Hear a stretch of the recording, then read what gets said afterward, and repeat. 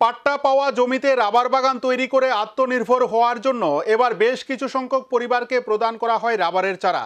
MDC পদ্মলোচন ত্রিপুরার হাত ধরেই পরিবারগুলির হাতে তুলে দেওয়া হয়েছে এই চারাগুলি।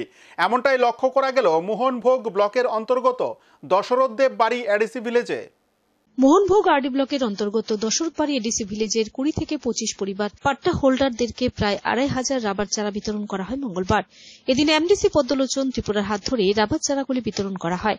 প্রত্যেক পরিবারকে প্রায় 300-র উপরে রাবার চারা দেওয়া হয়। তাছাড়াও এই রাবার চারা বিতরণ কর্মসূচিতে উপস্থিত ছিলেন দশরথবাড়ি এডিসি ভিলেজের চেয়ারম্যান দশরথ দেববর্মা এবং ভাইস চেয়ারম্যান মিঠুন দেববর্মা। আগামী কয়েকদিনের মধ্যে অন্যান্য পাট্টা হোল্ডারদেরকেও রাবার চারা দেওয়া হবে। স্বভাবতই চারা গাছগুলি পেয়ে পাট্টা হোল্ডাররা রাজ্য সরকার এবং দশরথবাড়ি এডিসি ভিলেজকে স্বাগত জানান। এই চারা পেয়ে পাট্টা হোল্ডাররা আগামী দিনে তাদের কর্মসংস্থানের যে বিশেষ ব্যবস্থা রাজ্য সরকার ও পঞ্চায়েত করে দিয়েছে তাতে তাদের কর্মসংস্থানের উন্নতি হবে সেটা বলার অপেক্ষা রাখে না। সরকার জনজাতিদের উন্নয়নে যে বিশেষ ব্যবস্থা গ্রহণ করেছে তার জন্য এমডিসি পদ্মলোচন ত্রিপুরা রাজ্য সরকারকে ও মুখ্যমন্ত্রীকে ধন্যবাদ জানান। মানুষকে আমরা প্রায় 300 থেকে 400 করে প্রত্যেক মানুষকে আমরা রাবার চারা বিতরণ করি।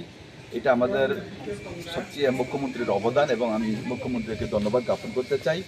রাবার এই চাষিদের যারা বা রাবার প্ল্যান্টেশনের মাধ্যমে যে মানুষকে স্বনির্ভর করার যে উদ্যোগ বা তার যে লক্ষ্য, এটাকে আমি স্বাগত জানাই এবং ধন্যবাদ জানাই মাননীয় মুখ্যমন্ত্রীকে।